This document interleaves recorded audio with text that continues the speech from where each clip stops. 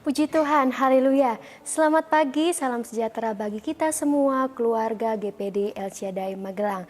Pada saat pagi hari ini kita kembali akan merenungkan kebenaran firman Tuhan. Renungan kebenaran firman Tuhan pada saat hari ini terdapat di dalam kitab Nabi Yesaya pasalnya yang ke-22. Kitab Nabi Yesaya pasalnya yang ke-22, ayat yang ke-15 sampai dengan ayat yang ke-25. Kitab Nabi Yesaya pasal yang ke-22 ayat yang ke-15 sampai dengan ayat yang ke-25. Namun kita akan baca hanya pada ayatnya yang ke-25 saja. Saya akan bacakan kebenaran firman Tuhan. Demikianlah firman Tuhan. Maka pada waktu itu, demikianlah firman Tuhan semesta alam. Gantungan yang dipasang kuat-kuat pada tempat yang kokoh itu tidak akan kuat lagi, sehingga patah dan jatuh. Dan segala tanggungannya itu hancur, sebab Tuhan telah mengatakannya. Puji Tuhan, judul renungan pada saat pagi hari ini ialah jangan menyalahgunakan kepercayaan. Apa itu kepercayaan? Secara umum, kepercayaan memiliki arti sebuah keyakinan kepada sesuatu yang dipercayai. Dan kepercayaan ini sangatlah penting, bahkan istimewa karena tidak mudah seseorang mendapat kepercayaan dari orang lain. Bapak Ibu Saudara yang diberkati oleh Tuhan, kalau kita melihat di dalam Yesaya pasal yang ke-22 ini, pada perikop sebelumnya itu ditujukan kepada penghukuman bangsa-bangsa. Namun pada ayat yang ke-15 sampai dengan ayat yang ke-25, pada perikop ini ucapan ilahi tertuju untuk perorangan, yakni Shebna dan Eliakim. Yesaya menubuatkan penghukuman Allah atas Shebna, seorang pejabat pemerintah yang korupsi. Shebna menggali atau membuat sebuah kubur mewah bagi dirinya sendiri untuk memperkaya dirinya sendiri. Bagi Shebna, kubur yang mewah ini merupakan simbol kebesaran dan kemuliaannya. Kita bisa lihat di dalam ayat yang ke-16. Oleh karena tindakan korupsi inilah, maka Shebna digantikan oleh Eliakim. Dalam ayat yang ke-20 dikatakan, maka pada waktu itu aku akan memanggil hambaku Eliakim bin Hilkia.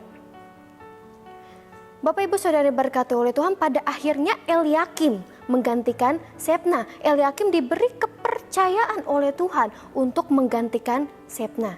Dan pengalihan kedudukan itu dilakukan dengan mengenakan jubah kebesaran dan sabuk Shebna pada Eliakim. Bahkan bukan hanya itu, Eliakim juga diberi kunci rumah Daud.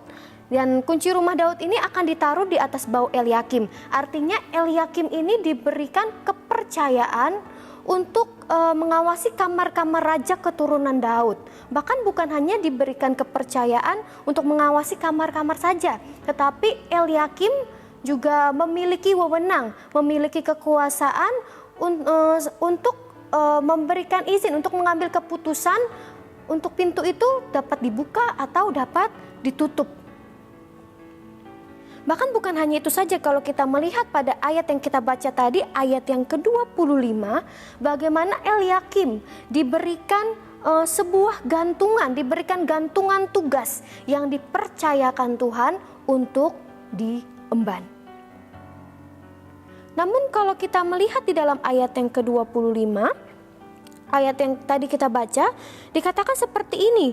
Maka pada waktu itu demikianlah firman Tuhan semesta alam, gantungan yang dipasang kuat-kuat pada tempat yang kokoh itu tidak akan kuat lagi, sehingga patah dan jatuh, dan segala tanggungannya itu hancur, sebab Tuhan telah mengatakannya. Mengapa kemudian gantungan itu patah dan hancur sehingga tanggungannya hancur? Padahal Eliakim diberikan suatu kepercayaan yang luar biasa. Tetapi mengapa ayat yang ke-25 dikatakan gantungannya itu hancur sehingga setiap tanggungannya itu jatuh? Salah satu tafsiran mengatakan bahwa Eliakim kemudian menyalahgunakan kepercayaan itu dengan menguntungkan saudara-saudaranya. Bapak Ibu Saudara yang diberkati oleh Tuhan, jika Shebna menyalahgunakan jabatannya dengan korupsi, maka Eliakim dengan nepotisme, dengan menguntungkan saudara-saudaranya. Nah, dari kisah ini kita dapat melihat bahwa Shebna dan Eliakim tidak mengindahkan kepercayaan yang telah dipercayakan kepada mereka, melainkan mereka menyalahgunakan kepercayaan yang Tuhan berikan kepada mereka. Mengapa Shebna dan Eliakim menyalahgunakan kepercayaan itu? Karena mereka memiliki karakter yang tidak baik. Kalau kita melihat dari ayat yang ke-15 sampai dengan ayat yang ke-25 ini, dari kisah Shebna dan Eliakim, kita melihat suatu karakter yang tidak baik. Bagaimana ada kesombongan di dalam diri mereka, ada suatu sikap mementingkan diri sendiri di dalam setiap kehidupan mereka. Dan dari sini kita melihat suatu karakter yang tidak baik ada pada diri mereka. Ini memberikan pelajaran juga kepada setiap kehidupan kita. Tentunya saya dan saudara masing-masing diberikan kepercayaan sesuai dengan porsi kita masing-masing. Pegang kepercayaan itu dengan baik. Milikilah karakter yang baik. Ketika karakter yang tidak baik ada di dalam kehidupan kita, ketika kita diberikan kepercayaan dan kita memiliki karakter yang baik, kita memiliki kesombongan di dalam diri kita, kita memiliki pikiran yang hanya ingin menguntungkan diri sendiri, itu akan membuat kita, mempermudah kita untuk kita dapat menyalahgunakan kepercayaan yang telah dipercayakan kepada setiap kehidupan kita. Janganlah salah gunakan kepercayaan yang telah diberikan kepada setiap kehidupan kita, melainkan gunakan kepercayaan yang telah diberikan kepada setiap kehidupan kita dengan sebaik mungkin. Lalu bagaimana caranya untuk kita dapat menggunakan kepercayaan yang telah diberikan kepada kita dengan sebaik mungkin? Cara yang pertama, dengan kita hidup setia dan benar. Lukas pasal yang ke-16 ayat yang ke-10. Lukas pasalnya yang ke-16 ayatnya yang ke-10, demikian firman Tuhan. Barang siapa setia dalam perkara-perkara kecil, ia setia juga dalam perkara-perkara besar. Dan barang siapa tidak benar dalam perkara-perkara kecil, ia tidak benar juga dalam perkara-perkara besar. Cara yang pertama yaitu dengan kita memiliki kehidupan yang setia dan benar. Setialah dalam kepercayaan yang telah dipercayakan kepadamu. Lakukanlah dengan benar setiap kepercayaan, setiap apa yang menjadi tugas dan tanggung jawabmu dengan benar. Itu yang pertama. Lalu cara yang kedua ialah dengan cara kita harus berhati-hati menggunakan setiap kepercayaan yang telah dipercayakan dalam setiap kehidupan kita. Jangan pernah kita menggunakan atau mengambil hak yang bukan hak kita. Karena kita masing-masing telah dipercayakan. Kepercayaan masing-masing ada dalam diri kita sesuai dengan porsi kita masing-masing. Sebagai satu contoh dalam keuangan, ketika engkau dipercayakan keuangan, aturlah itu dengan sebaik mungkin. Jangan pernah mengambil apa yang bukan menjadi hakmu. Ketika engkau diberikan kepercayaan jabatan, bekerjalah dengan baik sesuai dengan jabatan yang telah diberikan kepadamu. Jangan menginginkan jabatan orang lain yang lebih tinggi dan engkau menginginkan jabatan itu dan engkau menggunakan cara-cara yang tidak baik, yang pada akhirnya kejahatan yang engkau lakukan. Bahkan di dalam keluarga, ketika engkau dipercayakan keluarga, suatu keluarga, sayangilah keluargamu. Suami, istri, anak, sayangilah anggota keluargamu. Kepercayaan yang Tuhan berikan ialah sebuah kepercayaan yang mahal, kepercayaan yang istimewa kepada setiap kehidupan kita. Dan ketika kita hidup setia dan benar, kita berhati-hati menggunakan setiap kepercayaan yang diberikan kepada kehidupan kita. Hasil yang akan kita dapatkan ialah Amsal 28 ayat yang ke-20a. Dikatakan bahwa orang yang dapat dipercaya itu akan mendapat berkat.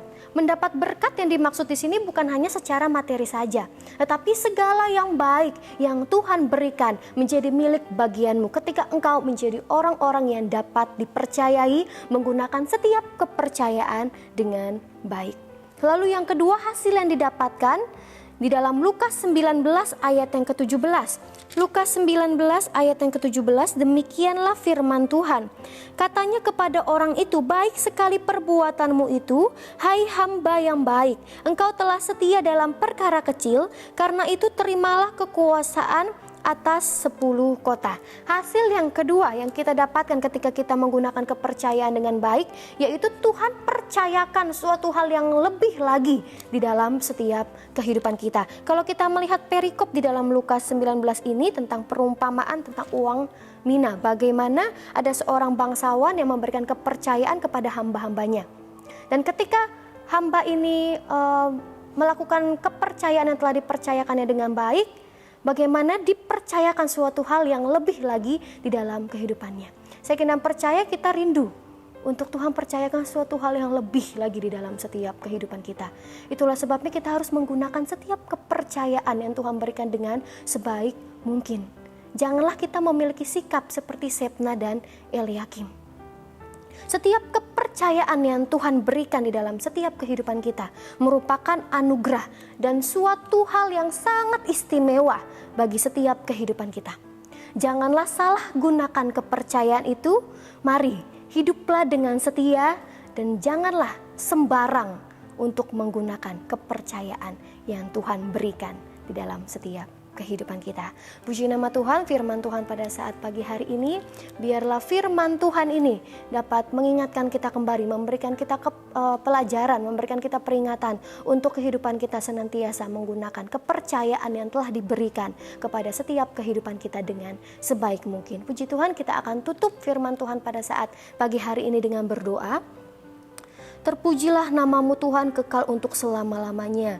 Kami mengucap syukur atas setiap kepercayaan yang Tuhan berikan di dalam kehidupan kami Tuhan.